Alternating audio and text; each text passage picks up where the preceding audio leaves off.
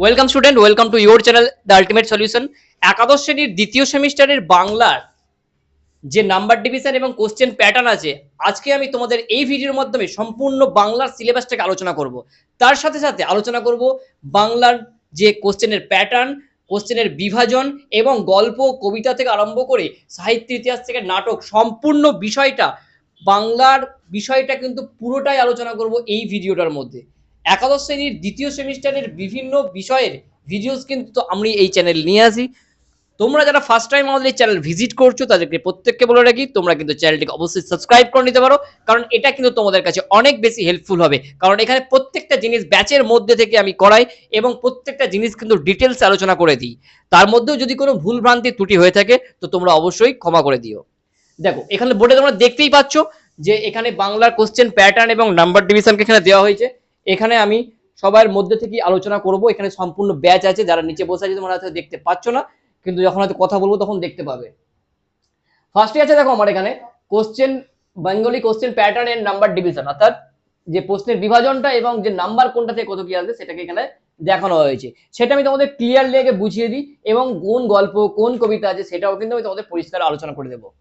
First আছে আমার topic, তারপর আছে SAQ type question type 1। Type 1 question মানে হচ্ছে 2 নম্বরের কোশ্চেন। তারপর হচ্ছে এসএকিউ টাইপ 2 মানে 3 নম্বরের কোশ্চেন। তারপর হচ্ছে ডিকিউ অর্থাৎ ডেসক্রিপটিভ টাইপ কোশ্চেন এবং টোটাল শেষে আছে আমার টোটাল, দেখতে পাচ্ছ, আশা করি একটু জুম করে দেবো তোমরা দেখতে পাবে। টোটাল হচ্ছে 5 নম্বর, টোটালটা হচ্ছে আমার 5 নম্বর থাকবে ডেসক্রিপটিভ টাইপ কোশ্চেন। ফার্স্টে আমার দেখো প্রথম টপিক 1 এ আছে গল্প। গল্পের মধ্যে আমাদের এখানে মূলত দুটি গল্প পড়তে হবে, এক হচ্ছে তিলেনাপোতা আবিষ্কার এবং ছুটি, রবীন্দ্রনাথ ঠাকুর বিশ্বকবি রবীন্দ্রনাথ ঠাকুরের ছুটি গল্প এবং প্রেমেন্দ্র মিত্রের লেখা তিলেনাপোতা যে আবিষ্কার গল্পটি আছে সেই গল্পটি আমাদের পড়তে হবে। এখানে কোশ্চেনের প্যাটার্নে দেখো কি কি আছে। এসিকিউ টাইপ, টাইপ 1 কোশ্চেনে কিন্তু কোনো কোশ্চেন থাকবে না, এখানে টাইপ 2 এর কোনো কোশ্চেন থাকবে না। এখান থেকে আমার ডেসক্রিপটিভ কোশ্চেন থাকবে একটা 5x1, অর্থাৎ দুটো গল্পের মধ্যে থেকে কিন্তু আমার এখানে একটা কোশ্চেন লিখতে হবে 5 নম্বরের। অর্থাৎ তোমরা যদি ছুটি গল্পটা করবো মনে করো, সেক্ষেত্রে তুমি ছুটি গল্পটা ভালো করে করো তাহলে কিন্তু তিলেনাপোতা পড়ার প্রয়োজন পড়বে না। নেক্সট যেটা আছে আমাদের দেখো কবিতা। কবিতার ক্ষেত্রে কি কি আছে, আমরা যদি সিস্টেমেটিক জিনিসগুলোকে পড়ি না তাহলে জিনিসগুলো কিন্তু আমাদের কাছে অনেকটা সুবিধা হয়ে যাবে। আর সেই সিস্টেমেটিক সায়েন্টিফিক প্যাটার্নগুলোই কিন্তু আমি তোমাদের সাথে আলোচনা করছি।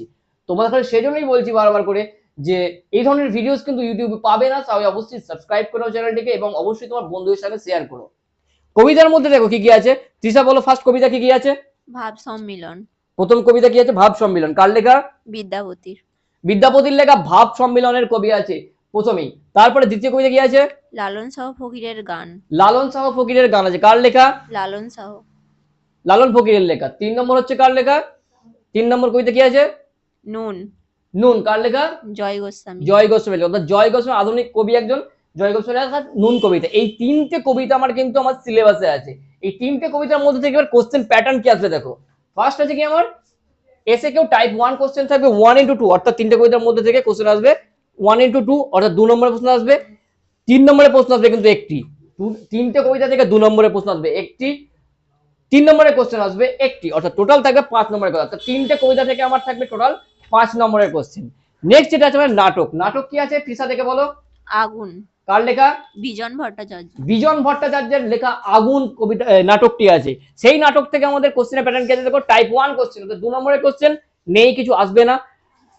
এসিকিউ টাইপ কোশ্চেন, নেই কিছু আসবে না। ডিএকিউ টাইপ একটা 5 নম্বরের কোশ্চেন আসবে, অর্থাৎ টোটাল থাকবে আর 5 নম্বর। তারপরে নেক্সট আছে আমার 4 নম্বর পূর্ণাঙ্গ সহায়ক গ্রন্থ সৈয়দ মুস্তফা সিরাজের। কি কি গল্প আছে বলো। 4টে গল্প এখানে আমার আছে। প্রথম গল্প বলো তৃষা। পঞ্চতন্ত্র। প্রথম গল্প আছে পঞ্চতন্ত্র। তারপর বই কেনা। তারপর আছে বই কেনা।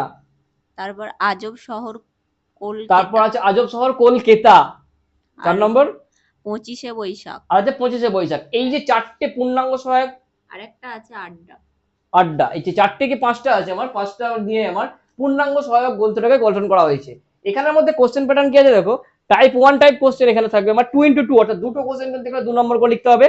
আর টাইপ 2 এর কোশ্চেন আছে আমার 2x3, অর্থাৎ দুটো কোশ্চেন লিখতে হবে 3 নম্বর করে। 6 আর 4 টোটাল থাকবে কিন্তু 10 নম্বর। অর্থাৎ পূর্ণাঙ্গ সহায়ক গ্রন্থ থেকে কিন্তু অনেকটাই বেশি নাম্বার আসবে, 10 নম্বর। তারপরে যেটা আছে দেখো শিল্প সাহিত্যের ইতিহাস। এটা আধুনিক শিল্প সাহিত্য, তো বাংলা সাহিত্যের যে আধুনিক পাঠটা, সেই আধুনিক পাঠটাকে কিন্তু এখানে আলোচনা করা হয়েছে।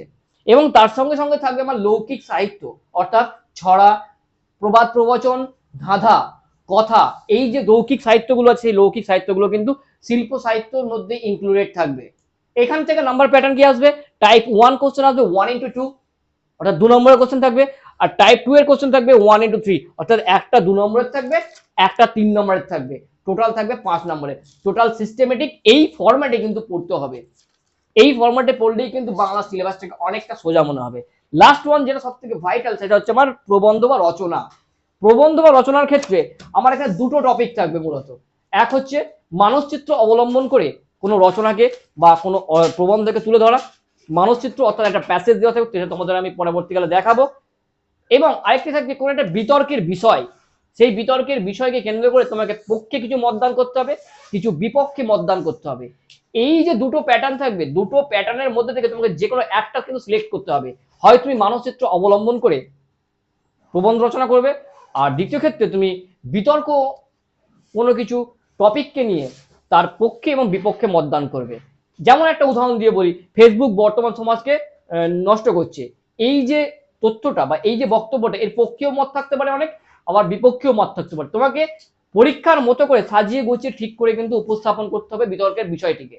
আর এইটার জন্য কিন্তু 10 নম্বর বরাদ্দ থাকবে এবং এটি 400 শব্দের মধ্যে কিন্তু লিখতে হবে, যেটা কিন্তু অনেকটাই বেশি গুরুত্বপূর্ণ। কারণ সবাই একাদশ থেকে দ্বিতীয় সেমিস্টার সবাই প্রথমে ছুটি গল্প বা কবিতাগুলোকে নিয়ে পড়তে হবে, কিন্তু এই রচনাটা দিকে অনেকে খেয়ালই দেয় না। কিন্তু এই রচনাটাই কিন্তু তোমার পরীক্ষার যে মার্কসটা, সেই মার্কসটাকে টানবে সব থেকে বেশি। আশা করি তোমরা এই যে কোশ্চেন প্যাটার্ন এবং নাম্বার ডিভিশনটা আছে, নাম্বার ডিভিশনটা তোমরা বুঝতে পারলে। এবং তোমাদের কাছে যে প্রবন্ধের অংশটা বললাম, বিশেষ করে আজকে প্রবন্ধটা বললাম, সেই প্রবন্ধের বিষয়গুলো এবং প্রত্যেকটা জিনিসের কিন্তু যে নোটস বা সেট, সেগুলো কিন্তু তোমরা প্রত্যেকটা আমাদের হোয়াটসঅ্যাপ গ্রুপে পেয়ে যাবে। একটু হয়তো সময় লাগছে সমস্ত নোটসগুলো তৈরি করতে, তোমরা জয়েন হয়ে যাও হোয়াটসঅ্যাপ গ্রুপ, ডেসক্রিপশনে চলে যাও, সেখানে গিয়ে দেবে একটা লিঙ্ক দেওয়া আছে, সেই লিঙ্কের মাধ্যমে তোমরা জয়েন করে নাও আমাদের হোয়াটসঅ্যাপ গ্রুপ।